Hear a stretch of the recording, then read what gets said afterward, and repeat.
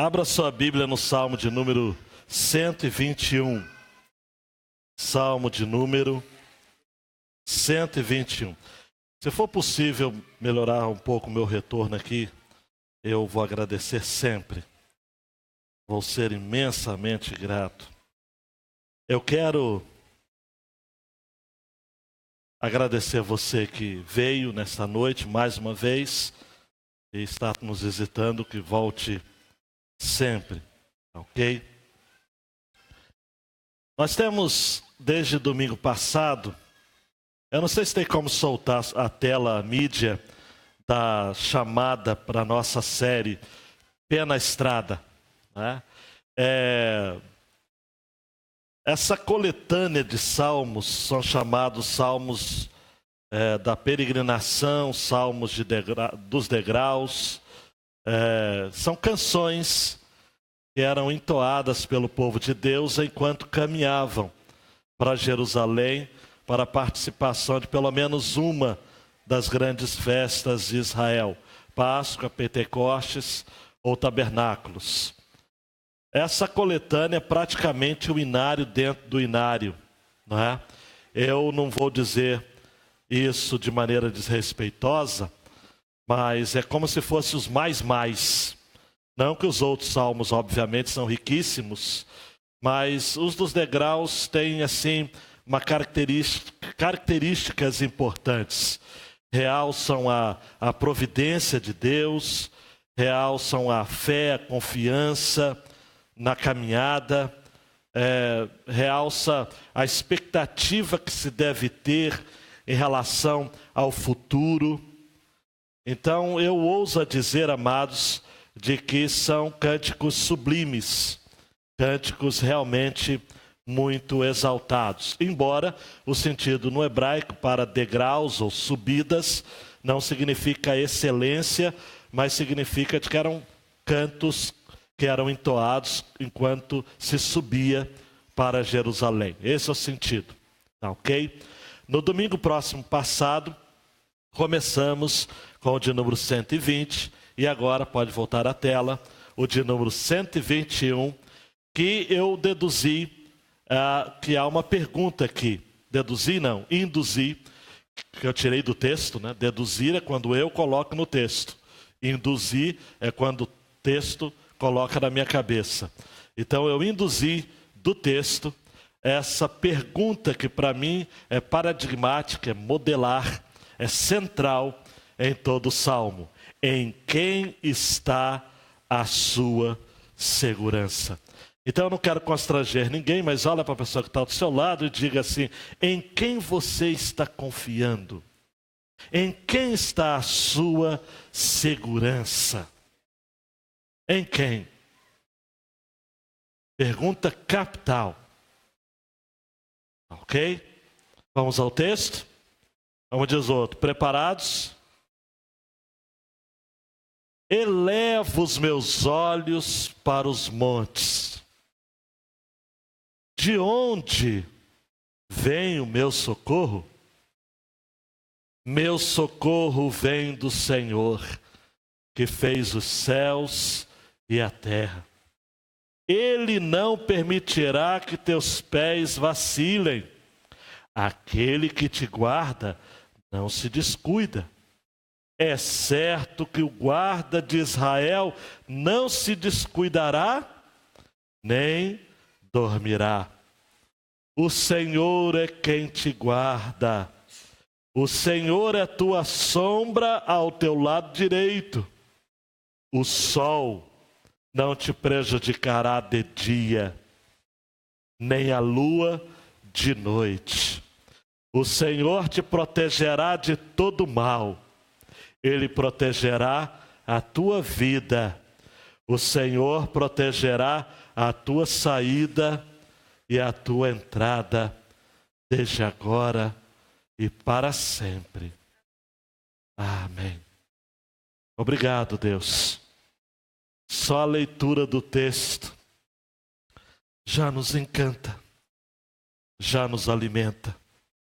Mas o Senhor tem mais, tem muito mais a nós nesta noite.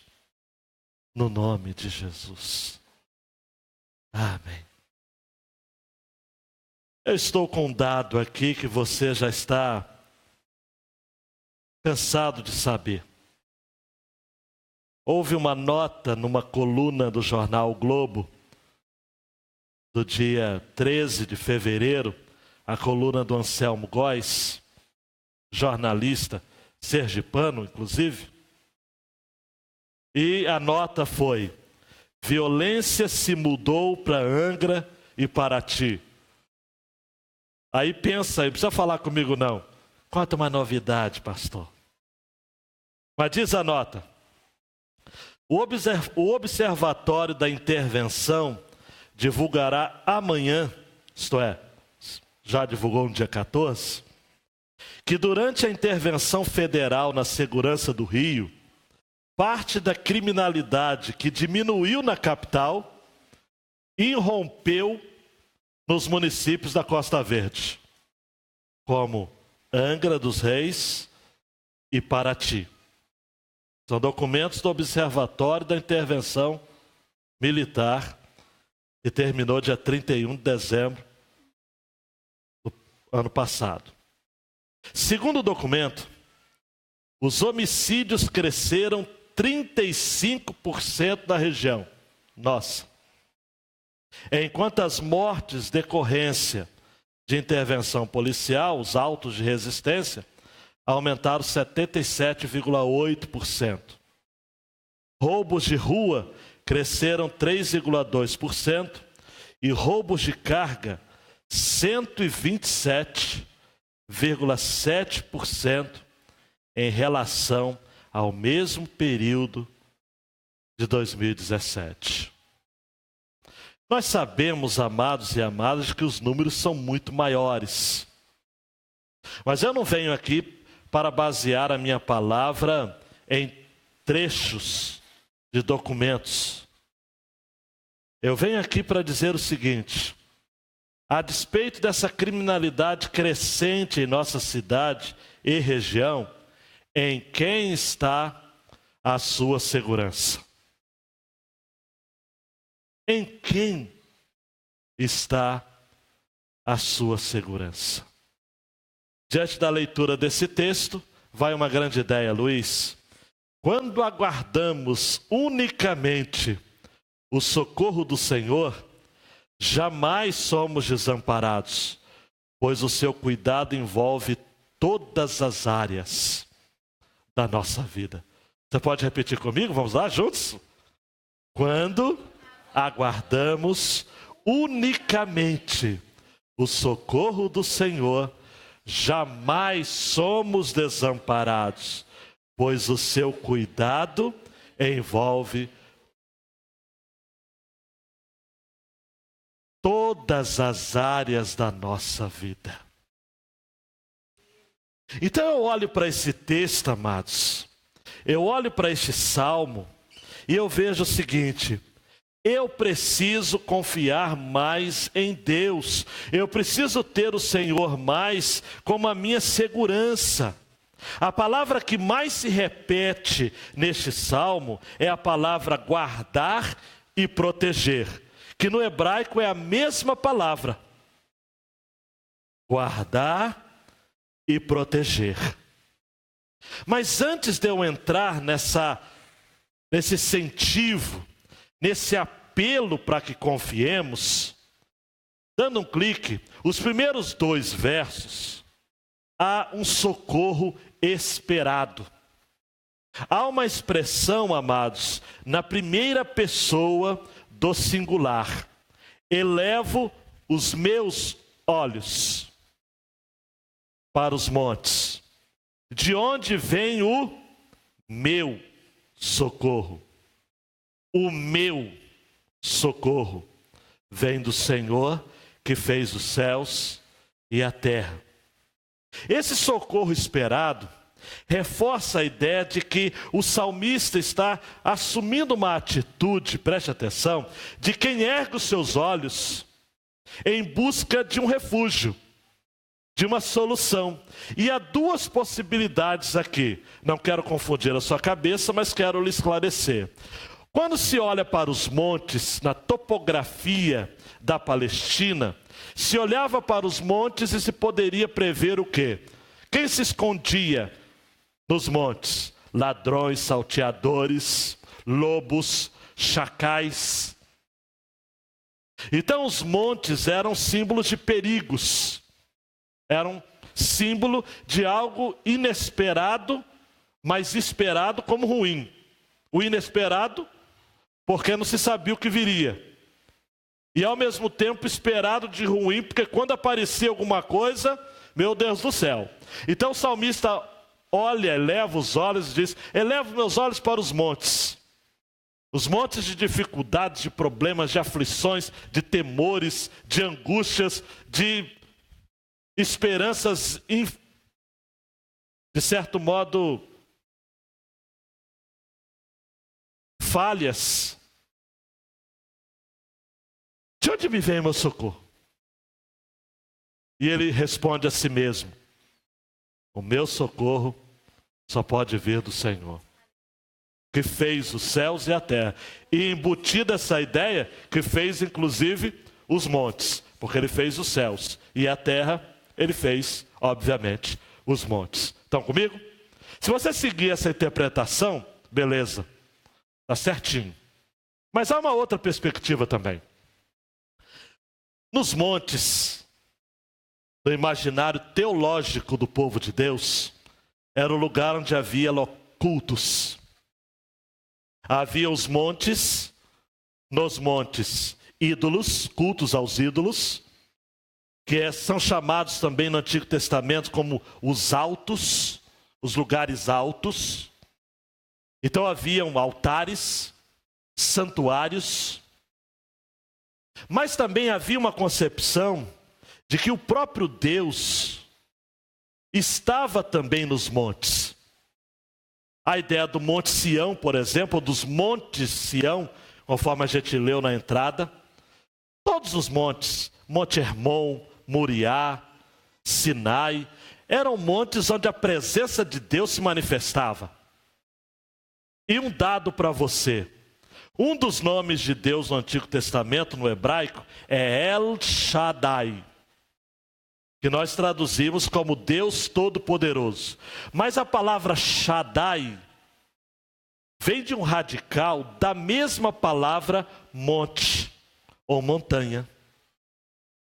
Então você poderia acreditar também que o salmista olha para os montes e diz o seguinte: diante de tantos deuses, ídolos que estão por aí, eu creio que há o Deus que criou os montes que também está lá em cima. E eu elevo os meus olhos para os montes e eu me pergunto: de onde me vem o meu socorro? E eu mesmo respondo: o meu socorro vem do Senhor que fez os céus e a terra. Se você concordar com essa perspectiva, você também está certo. Então, de um lado e de outro, amados, sem querer fechar a questão, é um clamor de alguém desesperado. É o clamor de alguém aflito. A concordância fiel traduziu assim: levantarei os meus olhos para os montes, de onde vem o meu socorro. Ponto. Então você já sabe que por essa tradução nós deveríamos estar seguindo a segunda perspectiva.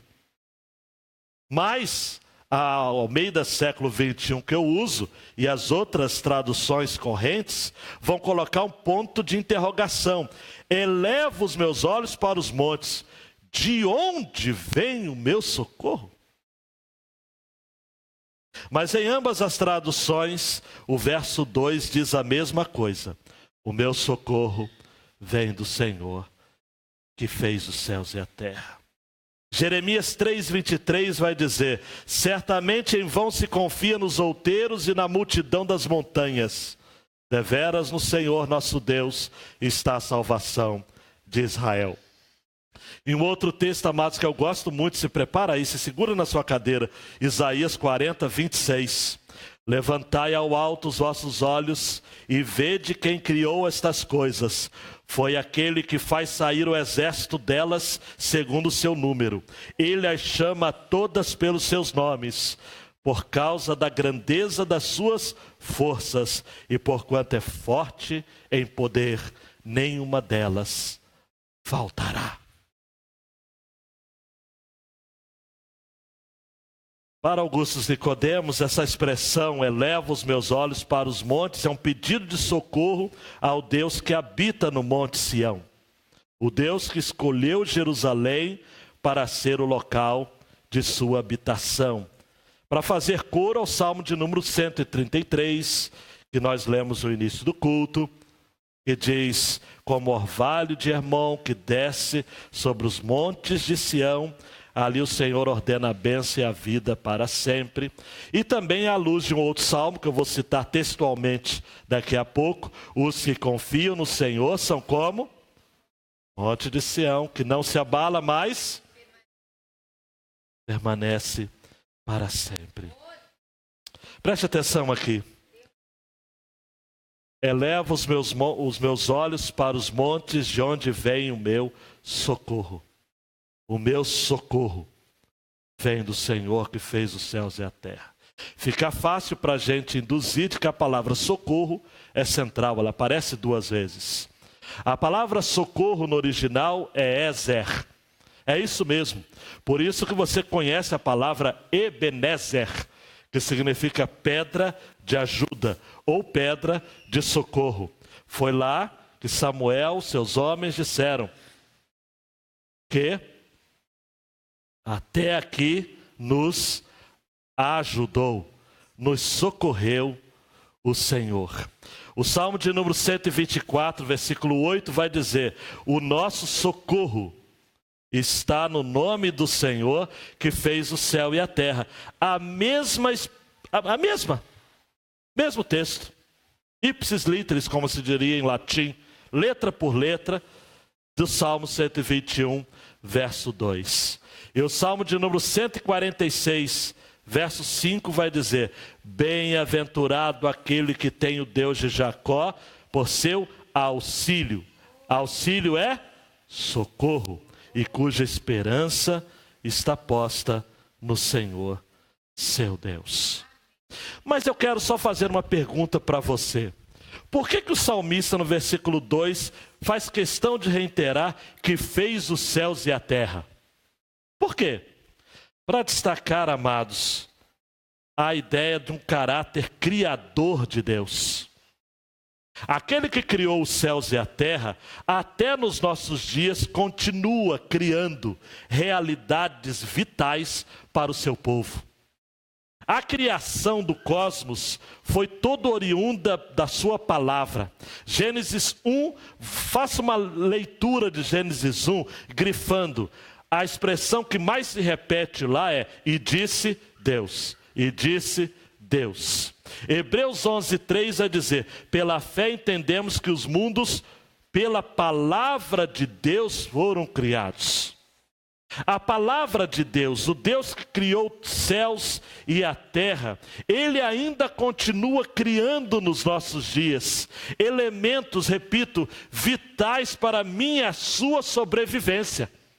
Então, quando você eleva os seus olhos para os montes, você não crê, amados, que o socorro virá de qualquer um que não seja o próprio Deus, porque homem algum pode criar nada. Lavoisier já dizia: na natureza nada se cria, nada se perde, cria, tudo se copia. O homem, amados, consegue copiar, mas a maquete do universo está lá em cima, e só Deus sabe usar. Quando Bill Clinton era presidente dos Estados Unidos, houve uma fundação que começou a estudar o genoma. E um pesquisador da equipe, um engraçadinho, disse assim: descobrimos o alfabeto de Deus. O genoma está lá parado.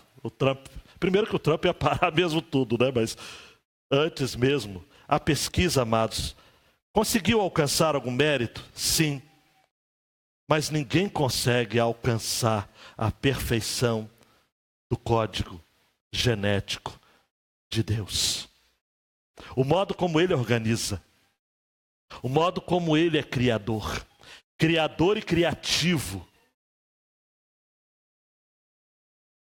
Amados, a ciência apenas se curva diante de Deus. Todo bom cientista é cristão,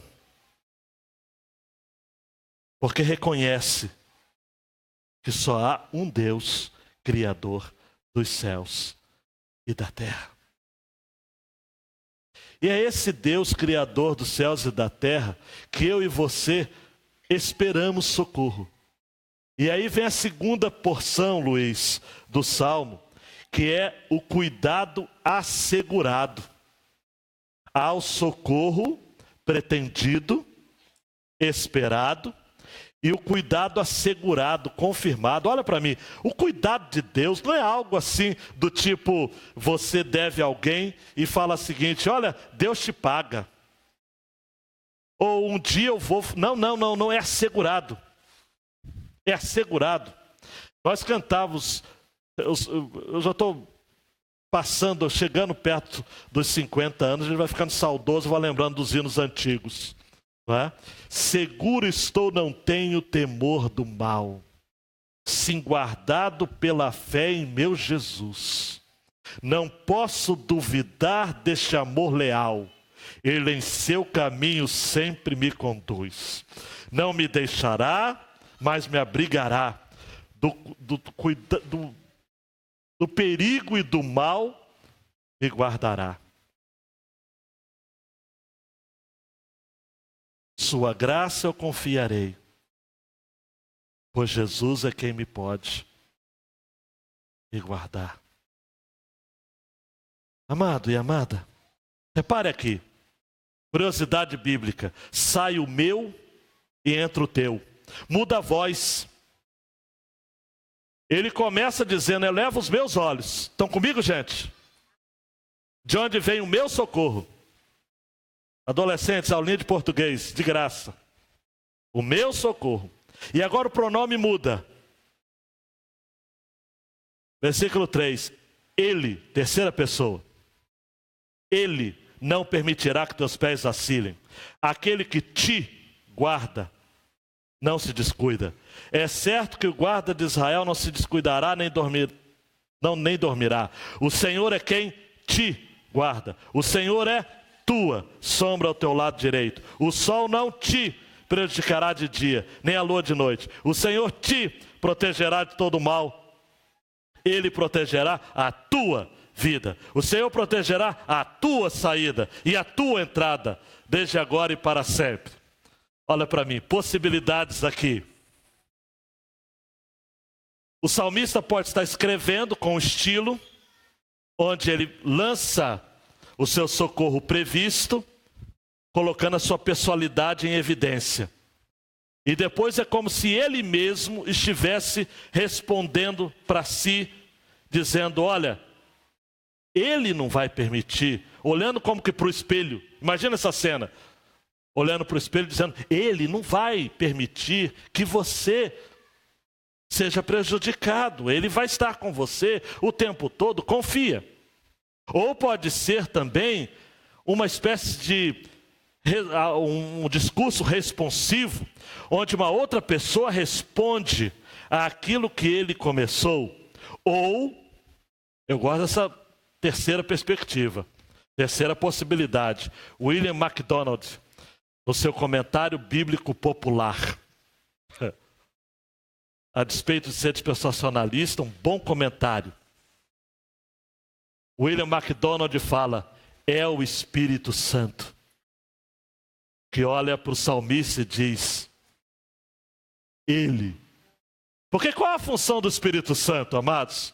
Não é apresentar a Jesus? Não é revelar a Jesus? É o ministério que J. Packer chama de ministério de holofote, no seu excelente livro Na Dinâmica do Espírito. É lançar luz sobre Jesus. O Espírito Santo não faz nada para si, aponta para Jesus. Então William MacDonald falou o seguinte: aqui o Espírito Santo diz: meu filho, Ele não permitirá que teus pés vacilem. Aquele que te guarda não se descuida. É certo que o guarda de Israel não se descuidará, nem dormirá. O Senhor é quem te guarda, e por aí vai, e por aí vai, e por aí vai. É beleza. É por aí. Quem tem experiência com Deus, ouve a voz do Espírito Santo. A oração, amados, eu creio, amados. Hernando Dias Lopes concorda, segue nessa direção. Na oração, a oração não é um monólogo. Desculpe, mas eu não creio assim. Eu creio que a oração, Deus fala com a gente junto ali. Eu oro, eu falo. Aí de repente eu paro um pouquinho, ele ouve, eu ouço a ele. Ou às vezes até eu estou falando e ele também fala comigo. E a gente vai respondendo, eu falo e ele responde, amados. Essa é a ideia do salmista em oração, um ato responsivo. Ele chega a dizer, amados, que as áreas da sua vida, preste atenção, todas elas estão contempladas pelo cuidado de Deus. Versículo 3, acompanha aí. Ele não permitirá que teus pés vacilem. Quem caminhava, amados, nas montanhas da Palestina, sabe, é cheio de pedra, as sandálias faziam tropeçar, mas o salmista não está pensando aqui, amados, em caminhos de homens, está pensando o seguinte aqui: olha, você vai ter grandes desafios morais, você vai enfrentar grandes decisões, onde Ele não vai permitir, que é o Espírito Santo falando, né? Deus não vai permitir que você caia, que você se descuide. Calvino vai dizer que a palavra aqui é tanto um escorrego como uma queda, um tropeço ou um cambaleio. Então, Ele não vai permitir, não apenas que você não caia, mas Ele também não vai permitir que você cambaleie no caminho. Ele vai firmar os seus pés. Há um salmista que diz: firmou os meus pés sobre a rocha e me pôs nos lábios uma nova canção, um hino ao louvor ao Senhor. Muitos verão isso e temerão e confiarão no Senhor. Firmar os pés na rocha. Amado, olha para mim, eu sei que são muitos os momentos em que a gente pensa em desistir, fala besteira, faz besteira, mas a palavra de Deus garante: Ele não vai deixar você nem cair e nem cambalear. Ah, pastor, mas eu queria um outro texto para provar isso. Provérbios 3, 23 a 26. Então andarás confiante pelo teu caminho, e o teu pé não tropeçará. Quando te deitares não temerás, ao contrário, o teu sono será suave ao te deitares. Não temas o pavor repentino, nem a investida dos perversos quando vier, porque o Senhor será a tua esperança, guardará os teus pés de serem capturados. Você pode dizer amém? Amém. Momentos, amados e amadas, em que os nossos pés vão ser postos à prova. E a palavra de Deus diz que eles não vão vacilar. Oh Deus, aquele que te guarda não se descuida. Há uma versão, a clássica, revista atualizada, que fala: não dormirá e nem não dormitará, não dormirá. Que coisa incrível, amados. Não se descuida. Nos versos 3 e 4, há trocadilhos. A palavra dormita significa estar sonolento. E a palavra dormir, não vou dizer que significa dormir, é dormir também, mas tem um outro sentido: envelhecer e adoecer. Aí o sentido espiritual é profundo, hein? O Senhor diz na sua palavra que Ele vai te guardar de tal modo que você não vai estar sonolento no caminho e nem muito menos ficar doente. Não é literal, amados. Não significa que você não vai ficar doente. Significa que você não vai ser paralisado pelo medo. pelo desânimo. A ideia por detrás desse salmo, amados, eu queria ter força, persuasão, mas eu sei que só o Espírito Santo tem. Significa de que você jamais vai deixar de ter Deus na sua vida. Jamais Ele vai deixar você sozinho. A Ara, revista atualizada clássica, Ele não permitirá que os teus pés vacilem, não dormitará aquele que te guarda, é certo que não dormita nem dorme o guarda de Israel. A NVI, que é uma versão mais clássica, vai dizer, Ele não permitirá que você tropece, o seu protetor se manterá alerta, sim, o protetor de Israel não dormirá, Ele está sempre alerta. Olha para mim. Sempre alerta. Aquela situação que você está vivendo agora, Deus está de olho, está guardando, está protegendo, está sempre alerta. Ele não dorme, não cochila, Ele não fica sonolento, Ele não adoece. E Ele permite que na sua caminhada também você permaneça saudável, você permaneça cuidado por Ele, protegido por Ele. Jamais, amados, o Senhor vai permitir que você fique sozinho, desassistido. O guarda de Israel, aparece a palavra guarda 66 vezes só nos Salmos. Só nesse Salmo aparece 5 vezes, verso 3, 4, 5, 7 e 8. O Senhor que não dormita, protege o seu sono. O Senhor que não dorme, guarda a sua saúde, guarda o seu ânimo, guarda a sua esperança. O guarda de Israel. Eu queria ter tempo, amados, para falar apenas sobre essa característica, o guarda de Israel. Mas como eu não tenho, vou citar apenas uns trechos da Confissão Batista de 1689. Deus é um Espírito puríssimo, invisível, sem corpo, membros ou paixões. É o único que possui imortalidade, habita em luz inacessível, a qual nenhum homem é capaz de ver. Ele é imutável, imenso, eterno, incompreensível, todo-poderoso, em tudo infinito, santíssimo, sapientíssimo, completamente livre e absoluto, opera todas as coisas segundo o conselho da sua própria vontade, que é justíssima e imutável e para a sua própria glória. Ele é amantíssimo, gracioso, misericordioso, longânimo, abundante em verdade e benignidade, perdoa a iniquidade, a transgressão, o pecado. É recompensador daqueles que o buscam diligentemente, contudo é justíssimo e terrível em seus julgamentos. Odeia o pecado, todo o pecado, mas de nenhum modo inocentará o culpado.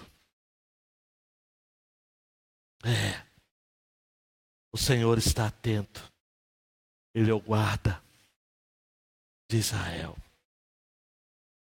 E aí, amados? E aí, amadas? Versículo 6, as figuras aqui são interessantes. Sol, dia. Lua, noite. O sol não te prejudicará de dia, nem a lua de noite. A Nova Versão Transformadora traduziu assim: o Senhor é o seu protetor, o Senhor está ao seu lado. 5, como sombra que o abriga. O sol não lhe fará mal de dia, nem a lua de noite. O finalzinho do versículo 5, a sombra ao teu lado direito. Por que ao lado direito? A mão direita é a mão do trabalho, é a mão do serviço, da operação, do labor. William MacDonald vai dizer que a sombra à direita, o salmista está dizendo que o Senhor é um guarda-costas, que nos protege do mal a todo tempo. Salmo 16:8 vai dizer: tenho posto o Senhor continuamente diante de mim, por isso que Ele está à minha mão direita, nunca vacilarei. Isaías 27:3 vai dizer: eu, o Senhor, aguardo, e cada momento arregarei, para que ninguém lhe faça dano, de noite e de dia aguardarei. E por fim, Isaías 32:2 vai dizer: e será aquele homem como esconderijo contra o vento, e um refúgio contra a tempestade, como ribeiros de águas em lugares secos, e como a sombra de uma grande rocha em terra sedenta. Aleluia. Sombra. O sol não nos fere de dia. A lua não nos fere de noite. Essa questão da lua nos ferir de noite, a maioria das pessoas ficam doentes à noite. As febres da noite. Atenção, homens aqui. As preocupações da noite. As insônias. Os desesperos. As angústias. E sem contar que havia uma lenda, uma superstição no passado, falando sobre a febre da lua. De pessoas que ficaram loucas por conta da febre da lua. Não vou pedir para você levantar a mão, se você já ouviu falar disso, que você vai estar revelando a sua idade. Não tenho que temer. Não tenho. Se isso não fosse bastante, amados, versículo 7, o Senhor te protegerá de todo mal. Repita comigo: todo mal. Ele protegerá a tua vida. Aí, amados, eu vou reforçar esse princípio, que Deus que não dorme para você dormir. E o Deus que não cochila para que você não fique doente.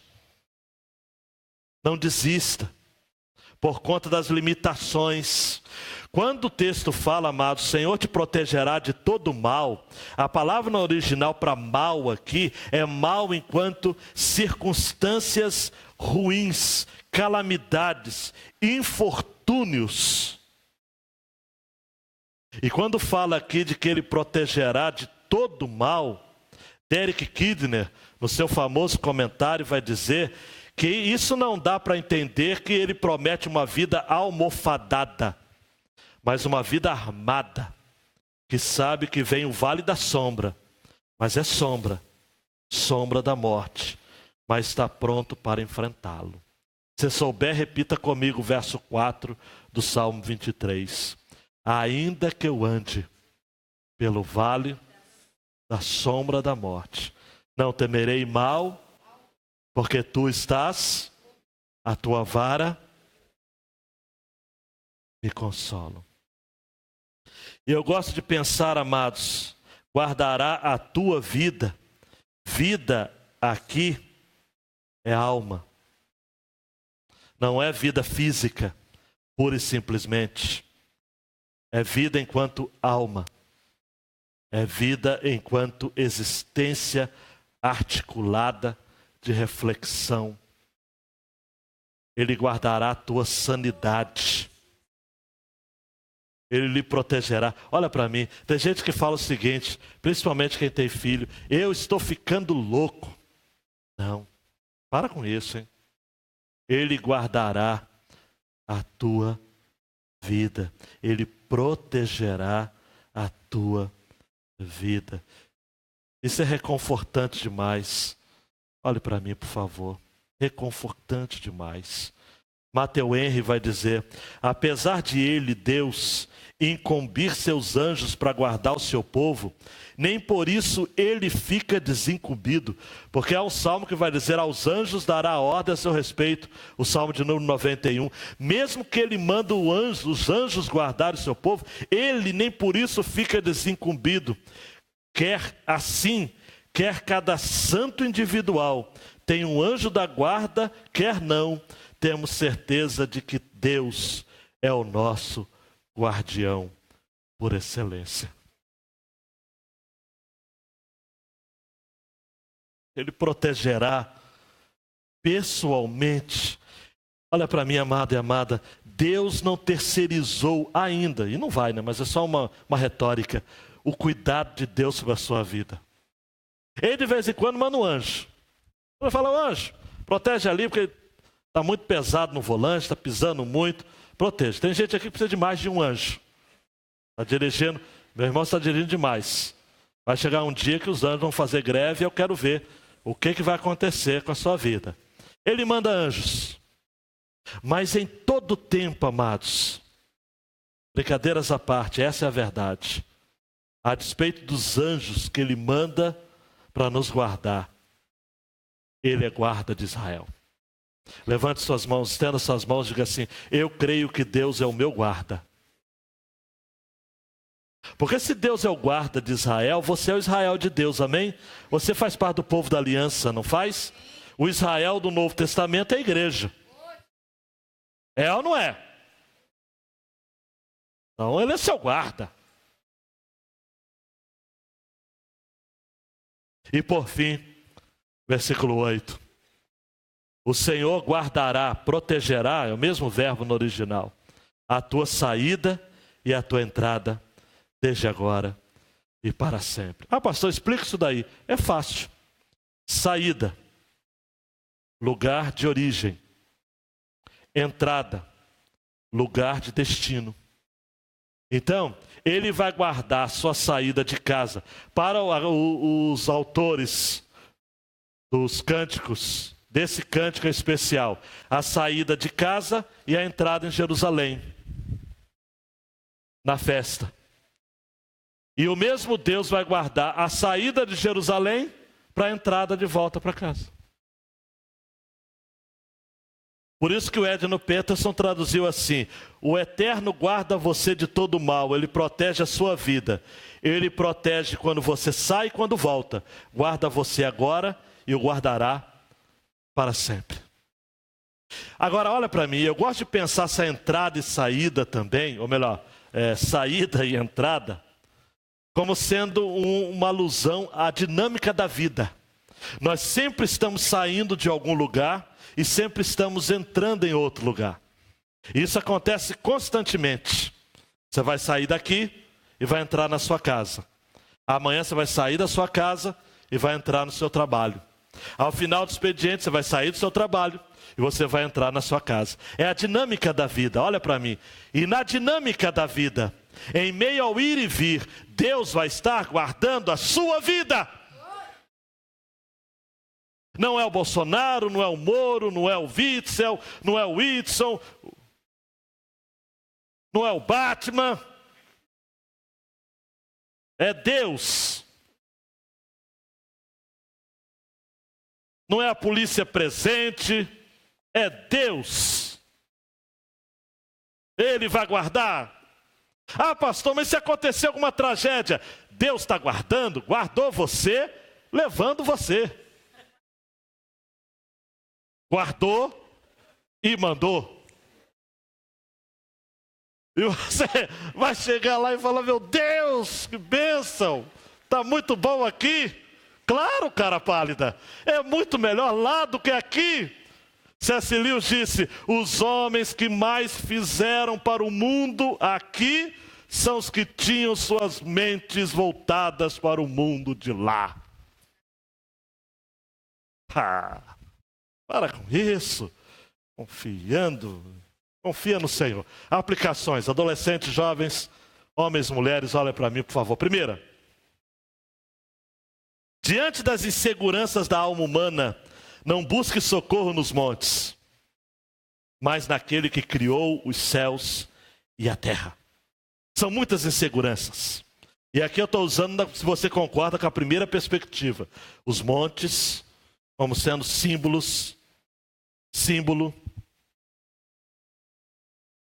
de perigos, de adversidades. Amados, chega um determinado momento que a gente precisa crer, como 2 Crônicas 20:12 diz: ah, nosso Deus, porventura não o julgarás, falando aos ímpios, porque em nós não há força perante essa grande multidão que vem contra nós, e não sabemos o que faremos, porém os nossos olhos estão postos em ti. Você pode repetir comigo só essa parte final? Porém, Os nossos olhos estão postos em ti. É aí que nós vamos dizer, gente, olha um outro palavrão de Deus aqui, Hebreus 13:6. E assim com confiança ousemos dizer, o Senhor é o meu ajudador, não temerei o que me possa fazer o homem. Não temerei, amados, o que me pode fazer o homem. Por quê? Porque o Senhor é o meu ajudador. Eu olho para os montes e eu me pergunto, de onde me vem o socorro? E eu respondo, meu socorro vem do Senhor que fez os céus e a terra, inclusive os montes. Outra aplicação, eu gosto de pensar que os fenômenos naturais, sol, lua, estão todos debaixo do governo soberano do Senhor. Só que, né, eu coloquei depois, gosto de pensar. Eu tenho que crer nisso que a Bíblia diz, né? Mas é apenas uma figura, né? As tragédias acontecem. Esse ponto me deixa em crise, hein? Eu quero deixar você em crise também. As tragédias acontecem, mas elas não estão desacompanhadas de graça. Olha para mim aqui. É muito comum, depois de tragédias, como o Brumadinho, como os meninos do Flamengo, como Mariana e outras grandes tragédias, 11 de setembro, depois de algum tempo a gente começa a ouvir histórias. Por isso que eu falo, as tragédias acontecem, mas elas não estão desacompanhadas de graça. Que histórias são essas? É o pai que nunca almoça em casa, mas naquele dia almoçou e foi liberto. É o menino que na véspera diz o seguinte, eu vou para casa. E não ficou aquela noite que aconteceu a tragédia. Aí tem gente que é complicada, né? Tem gente que quer ser procurador de Deus. E diz assim, mas por quê? Deus é injusto. Por que uns morrem e outros não? Deixa de bobeira. Deixa de bobeira. Era para todos morrerem. Todos. Quem ficou vivo foi graça. E não me pergunta por quê. Essas pessoas precisam parar e dizer, por que eu sobrevivi? Deus tem algum plano na minha vida. Se você está acompanhando, diga amém. Tragédias acontecem. Mas elas estão sempre acompanhadas de respingos da graça. Essa expressão é minha. Respingos da graça. Em meio à tragédia, fogaréu, tristeza, lama tóxica, isso, aquilo, outro. Respingos de graça. Deus vai e respinga uma graça aqui, uma graça acolá.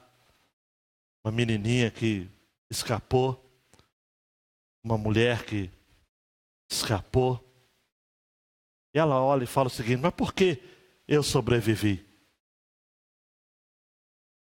E a resposta é, eu fui alvo da graça.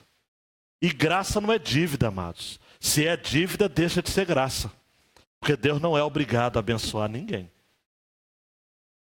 Tem gente que fala o seguinte, é arminiano chato que fala o seguinte, é injusto Deus eleger alguns e condenar outros. Deus tem que ser justo. Aí quando eu estou animado, eu não respondo nada. Quando eu estou meio para baixo, eu digo o seguinte, em Deus sendo justo, todos morreriam. Porque o salário do pecado é a morte. Porque todos pecados e destituídos estão da glória de Deus. Então não é justiça, meu amigo, é graça. A graça engoliu a justiça. Santa providência. Outra aplicação. Essa proteção do Senhor, preste atenção, hein? Não significa que coisas ruins não podem acontecer a pessoas boas. Apenas reforça a verdade que tudo coopera para o bem dos eleitos de Deus. Que é outra coisa também que eu não sei explicar. A NVT traduziu assim, Romanos 6:28, não é isso?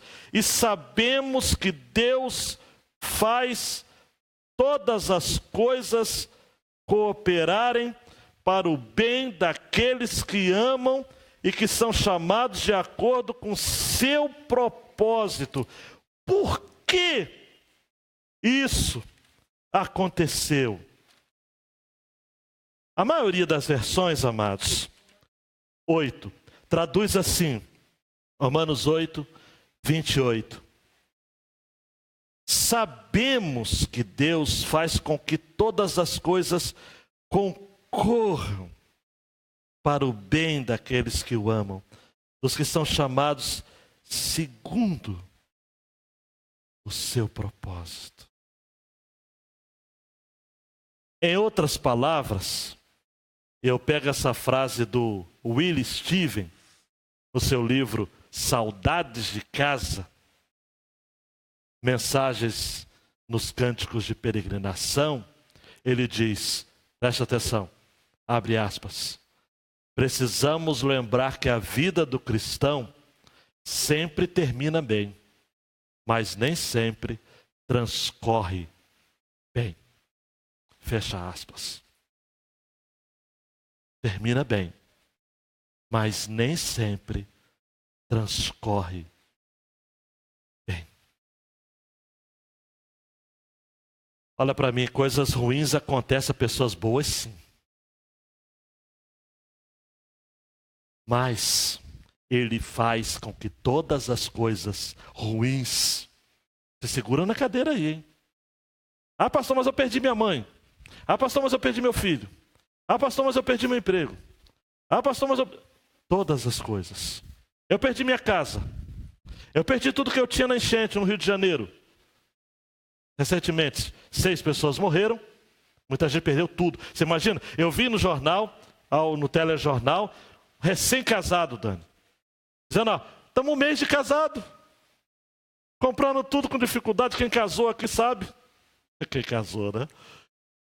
Quem já foi recém-casado sabe. É difícil, você compra as coisas, fica tudo cheirosinho. Tem coisa que você nem tira do plástico para ficar bonitinho. A enchente levou tudo. Mas todas as coisas concorrem para o bem. Ah, pastor, eu tenho dificuldade de crer nisso. Eu também. Mas você não crê porque tem facilidade. Se você tivesse facilidade, você não precisava crer. É só ter pensamento positivo. Laí Ribeiro, Purinho, Augusto Cury, Paulo Coelho e essa cambada toda de pensamento positivo. Você precisa ter fé, cara. Fé. Fé é crer no invisível. Fé é crer que o que há de visível foi feito a partir do invisível. Crer é esperar pelas coisas que não se sabe de onde vem e é ter convicção de que elas virão para o nosso bem. É fé. Abraão teve fé porque ele saiu de onde ele estava para um lugar que ele não sabia onde era.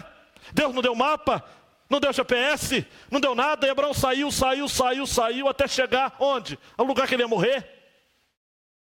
Mas Deus cumpriu a promessa, disse que ele ia dar um filho, demorou 25 anos. Que gravidez enorme! A fé sendo gestada no coração antes do filho ser gerado no útero. E é isso que Deus faz. Ele é totalmente outro. Ele é o incompreensível. Ele é o invencível, inadmissível. Não ter fé nesse Deus.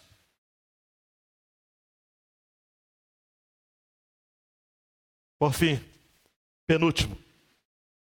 Não tema em suas saídas e entradas, esse processo de ir e vir. Porque você vai estar supervisionado pelo Deus de amor ousado. Deuteronômio 28, 6 vai dizer, bendito serás aos entrares e bendito serás ao saíres.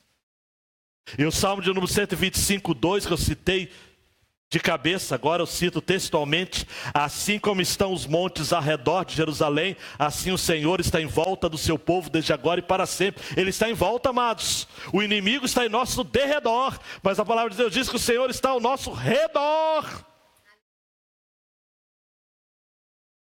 Então, Deus vai guardar. Ah, pastor, eu não quero nem saber como é que vai estar a minha casa. Vou sair daqui, vai crer. E Deus vai lhe dar força, amados. Deus vai lhe dar força. Eu sei o que é isso. Já morei embaixo e teve goteira. Estou no 2º andar e tem goteira.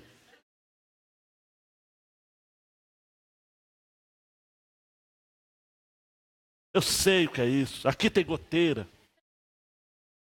Me persegue essas goteiras. Goteira. Que maldição da gota.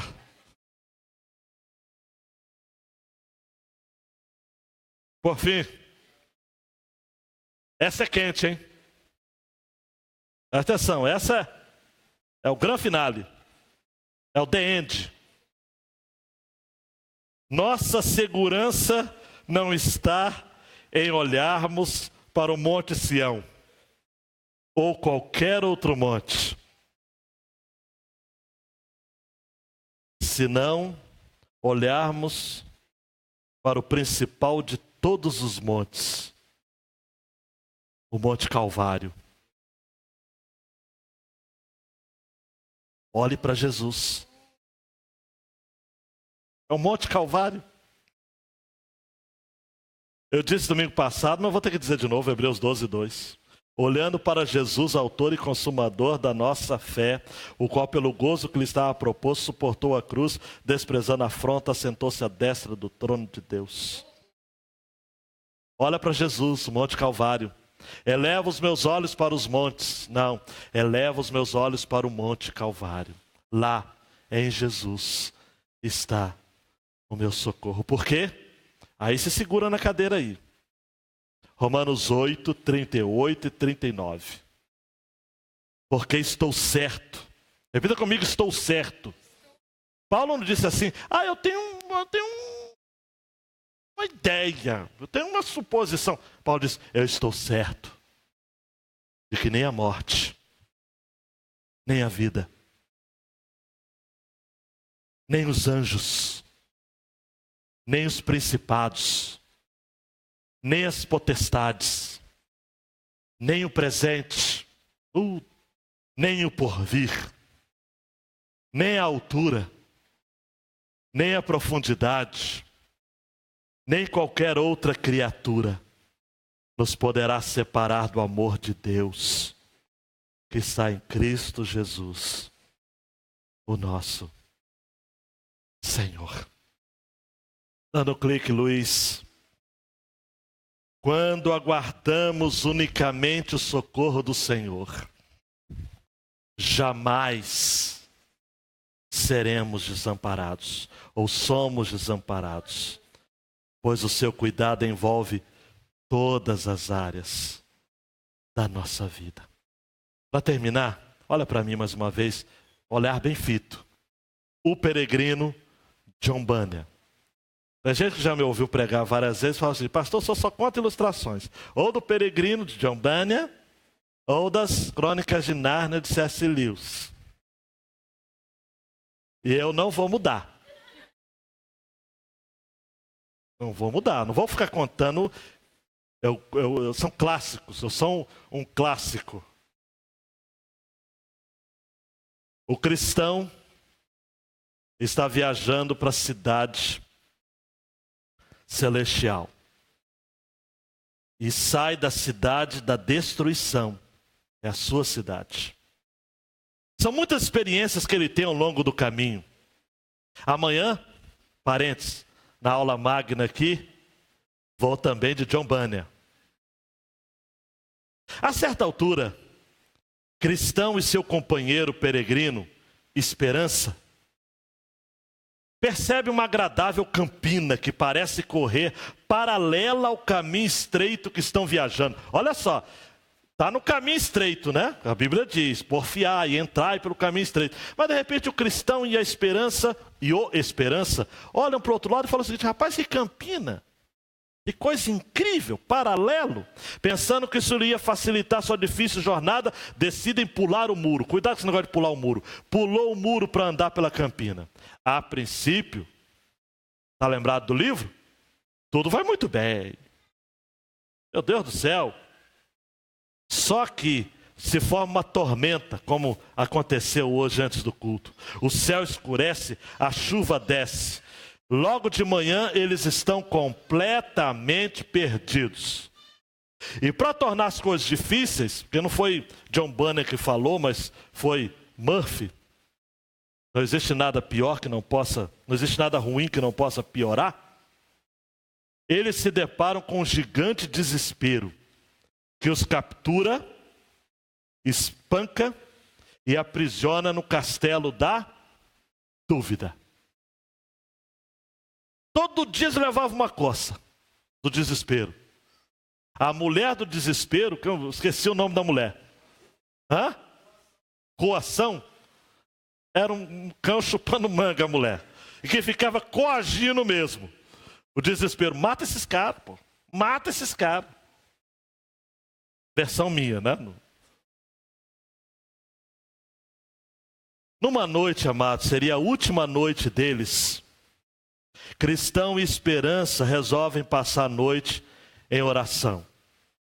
Quando tudo parece estranho ao redor. Se John Bunyan conhecesse essa música, colocaria. Quando amanhece o dia, o cristão exclama: mas que tolo sou eu preso nesta masmorra, quando bem poderia caminhar solto por aí. Eu até arrepiado, amados. Eu tenho pendurada no peito uma chave. A chave se chamava promessa. Eu estou certo que ela abrirá qualquer fechadura do castelo da dúvida. Em poucos instantes, você se lembra da história? Cristão e esperança destrancam cadeias e portões com a mesma chave. É que a chave abria tudo. A chave da esperança abria qualquer porta do castelo da dúvida. Pegou? Pegou a sacada? Se perder isso daí, saiu para ir no banheiro, perdeu essa chave. A chave da promessa. Qualquer dúvida, amados.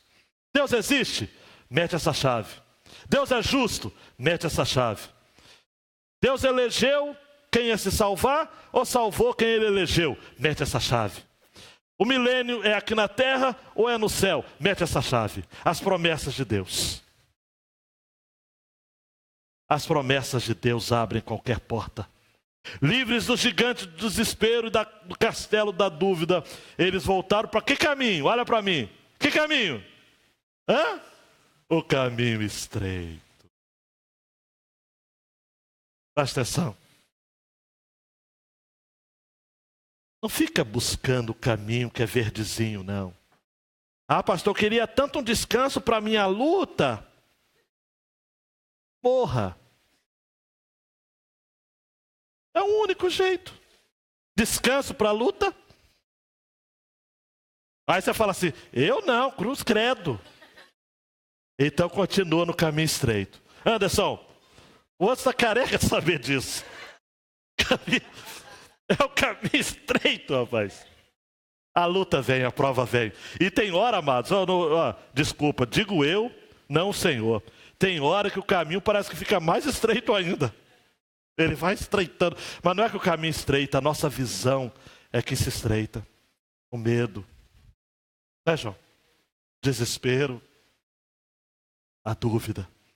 Se apega à promessa de Deus. E diga como salmista: eleva os meus olhos para os montes. O meu socorro vem do Senhor. Ele guardará a minha vida, guardará a minha entrada e a minha saída, desde agora e para sempre. A minha segurança está no Senhor. Abaixe sua cabeça, querido, querida.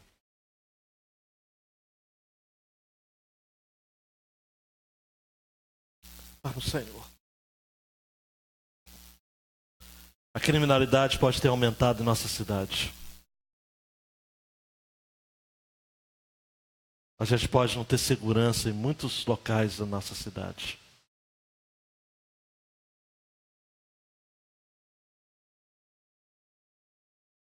Mas Deus não se mudou de Angra. Deus não virou as costas para o seu povo.